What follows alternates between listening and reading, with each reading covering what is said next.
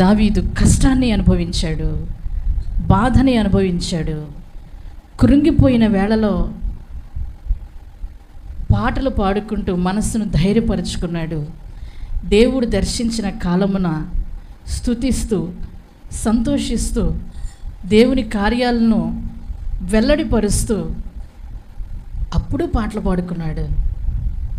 ఇదిగో సమాజ మధ్యంలో దేవుని కార్యాలను వివరిస్తూ ఆయన మహింపరిచాడు. హల్లెలూయా, హల్లెలూయా. ఎంతైనా నమ్మదగిన దేవుడు మన దేవుడు.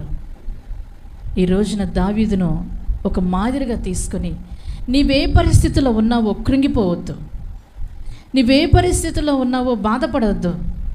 ఈ రోజున నీ పరిస్థితులు నీకు వ్యతిరేకంగా ఉన్నప్పటికీ ఒకానొక సమయం నీకు నిర్ణయించబడింది.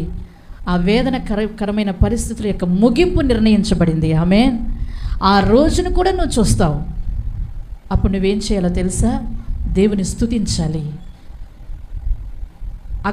సముద్ర అగాధాల్లో ముంచివేయబడిన నిన్ను తన బలమైన చేతితో లాక్కొచ్చి ఒడ్డున పడేశాడే, ఆ బాహువును స్తుతించాలి. హల్లెలూయా. ఆ బాహుబలమును కీర్తించాలి. Praise the lord. ఒకవేళ నాకే బాధ లేదండి అని నేను సంతోషంగానే ఉన్నాను అన్నట్టుగా నీ పరిస్థితులు ఉన్నాయా? మరింతగా నువ్వు స్తుతించు దేవుని. Praise the lord.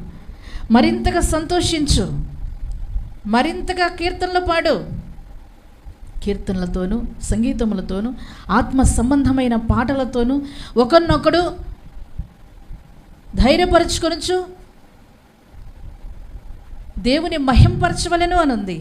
అంతేకాదు, మీరులో సంతోషంగా ఉన్నవాళ్ళు ఉన్నారా? అతడు కీర్తనలు పాడవలెను అని పౌలు గారు చెప్పినట్లుగా నీ సంతోషంలోనూ నీ దుఃఖంలోనూ నీకు చెంతగా వచ్చి నిన్ను ఆదరించి బలపరిచి నీ దేవుడు ఉన్నాడని ఆయన యందు నిరీక్షణ ఉంచుదువుగాక.